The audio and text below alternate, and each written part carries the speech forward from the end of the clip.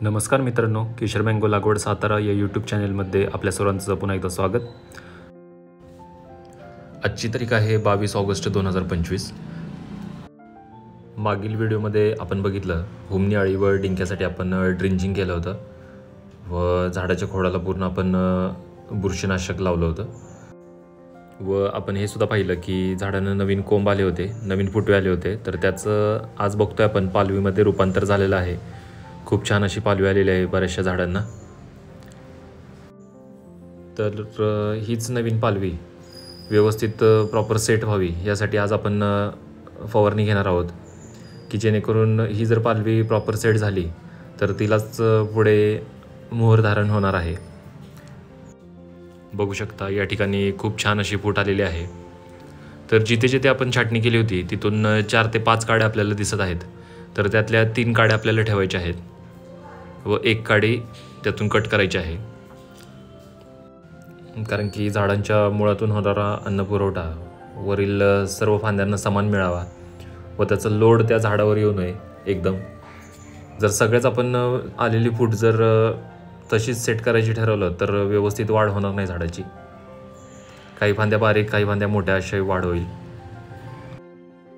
आणि आज केलेल्या फवारणीमध्ये आपण क्लोरोपायरिफॉस व सायपरमेथ्रिन हे कीटकनाशक फवारायचं आहे व त्यासोबत बुरशीनाशक देखील आपल्याला त्यामध्ये ॲड करायचं आहे व त्या दोन्हीचं योग्य प्रमाण घेऊन आपण सगळ्या झाडांवर नवीन फुटीवर फवारून घ्यायचं आहे व हे रिपीट आपण पुन्हा 8 दिवसानंतर करायचं आहे.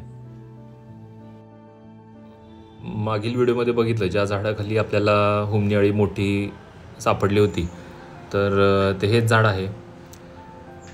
त्याचा काय फारसा या झाडांवर फरक पडलेला नाही आहे, कारण की आंब्याची झाड मोठी असल्यामुळे त्यांची प्रतिकारशक्ती चांगली असते, त्यामुळे हुमणी अळीचा फारसा काय फरक पडत नाही. परंतु ड्रिंचिंग करणं 1 ते 2 वेळा तरी ड्रिंचिंग करणं तरी गरजेचं आहे कीटकनाशकाचं. तर ह्या झाडाला तुम्ही बघितलं खूप छान अशी फूट आलेली आहे व काही ठिकाणी फूट थोडी किडीने कुरतडलेली आहे. ॲक्च्युली पावसामुळे याआधी फवारणी करणं शक्य झालं नाही आहे, त्यामुळं बरीचशी पानं नवीन पालवी जी आलेली आहे ती किडीने या ठिकाणी कुरतडलेली आहेत. बघू शकता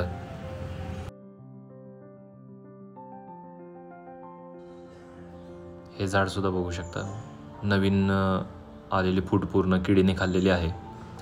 फवारणीला थोडा उशीर झाला त्यामुळे हा सगळा प्रॉब्लेम झालेला आहे, पण काय हरकत नाही. पाऊस जास्त असल्यामुळेच थोडा उशीर झालेला आहे. आपल्याला पावसात फवारणी करून काहीच उपयोग झाला नसता, परंतु अजून देखील नवीन फुटवे येत आहेत झाडांना.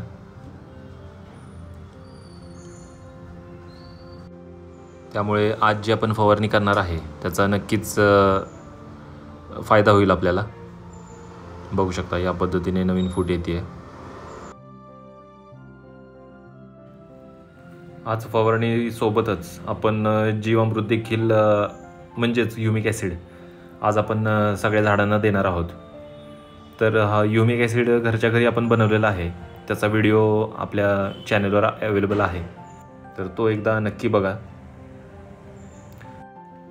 जीवामृतचा फायदा या ठिकाणी आपल्याला खूप होतो. जीवामृत दिल्यानंतर जमिनीमध्ये गांडूळ तयार होतात व जमीन भुसभुशीत होत राहते व त्यामुळे मुळांना देखील ऑक्सिजन मिळतं, कारण की हवा खेळती राहते जमिनीमध्ये व मुळांना ऑक्सिजन मिळाल्यामुळे मुळं देखील सुदृढ राहतात व वरती झाडाची सुद्धा वाढ चांगली होत राहते व त्यामुळे नवीन फूट येणारी सुद्धा चांगली येते.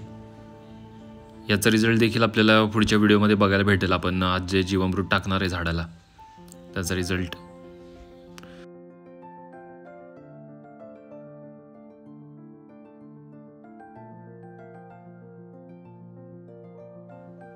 आणि हे झाड बघू शकता जे आपण तणनाशक फवारणीमुळे पूर्ण डॅमेज झालं होतं, परंतु त्याला देखील इथे बारीक कोंब आलेला आहे.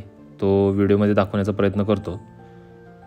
या ठिकाणी बारीक कोंब आलेला आहे, सो ते देखील जगण्याचे चान्सेस आहेत. या ठिकाणी कोंब आलेला आहे बघू शकता. सो यावर पण आपण ट्रीटमेंट करतो आहे, सेम प्रोसेस जी बाकीच्या झाडांना करतो आहे तीच.